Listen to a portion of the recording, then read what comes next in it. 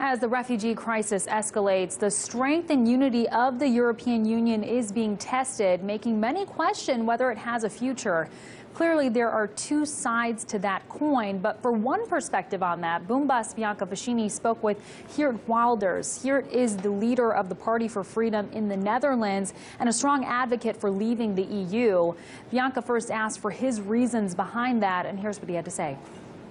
Well, we are not in charge of our own country, our own immigration policy, our own border anymore, and the European Union, together with Turkey and other countries, are making a big mess of stopping the tsunami of migrants from the Middle East and Africa. So the only thing that we should do today is to close our national borders, because when it comes to our own culture, when it comes to the cost, when it comes to terror or security issues, we should take the lead when it comes to controlling our own borders, and in order to do that, I think we should leave both the Schengen Treaty as well as the European Union as a whole. Leaving the EU, in the UK is actively discussed, but there are a lot of studies that suggest it could be really bad for business and that it could cause the currency to plummet. So how do you assure Dutch citizens that the same thing wouldn't happen to the Netherlands if you left the EU?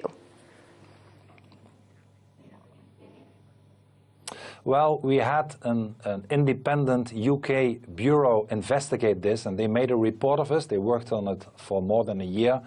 And it proved that after some initial cost, at the end of the day, the Dutch would benefit economically even more. We would have an economical growth of more than 10% extra in the next 8 to 10 years. And of course, this is because, like Switzerland, we would want to leave the European Union, but still have access to the internal market. I'm very much in favor of free trade.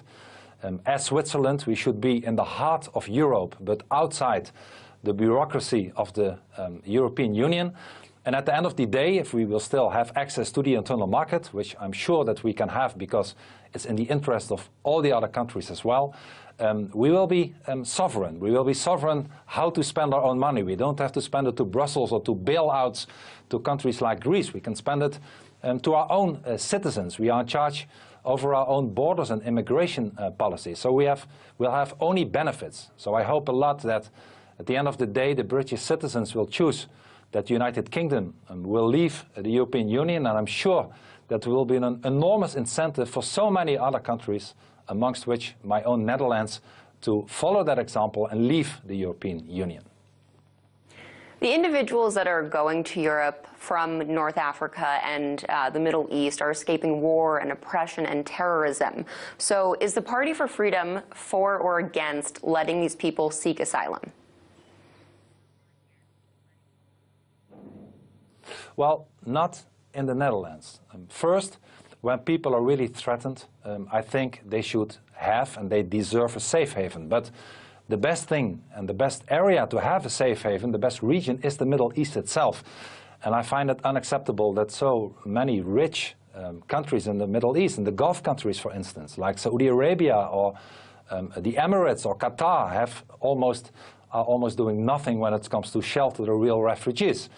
What is coming to Europe, I must say, are not so much refugees. They are migrants, because they, when they left Syria, for instance, or Iraq, they went to Turkey, and after Turkey they went to Greece, and after Greece they went to either Macedonia or Serbia or Hungary or Austria or Germany.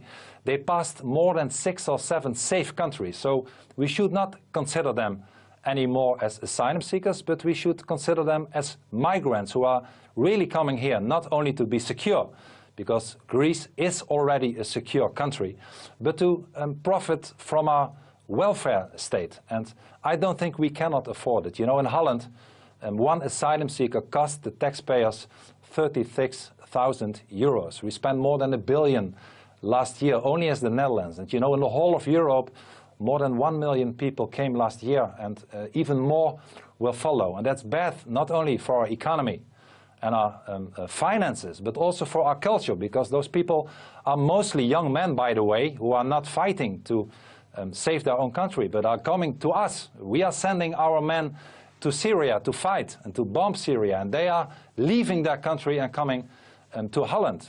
I believe they should stay there and fight themselves as well. But we cannot afford it, and they come from a culture, mostly of them are people from Islamic countries, that brings everything but freedom and democracy. So we should stop it and close our own national borders. Do you think it's practical or even safe to turn people away at the borders, though, especially if they're coming through the Mediterranean or by sea? Well, yes, I think so. I think we should do it the Australian way. I proposed that Australian way of dealing with it already half a year ago in the Dutch Parliament. And you know what the Australians do to make sure that people don't leave for Australia and that they don't drown. I mean, it's terrible, all those people drowning.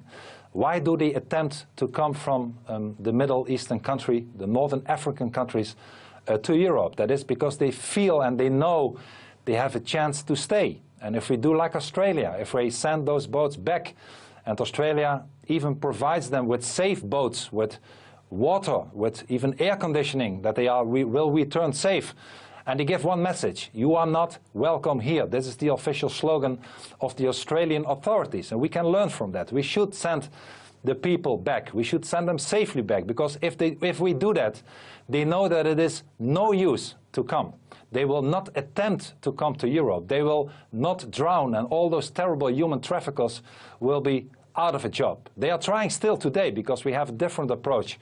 We pick them up, and instead of sending them back, our Marines take them to Europe. And Europe cannot afford that. The European people do not want that. So let's be fair and let's be straight. Let them tell them that unfortunately, those kind of numbers are not possible to have in Europe, and send them back in a safe way, as the Australians do very successfully for a long time already.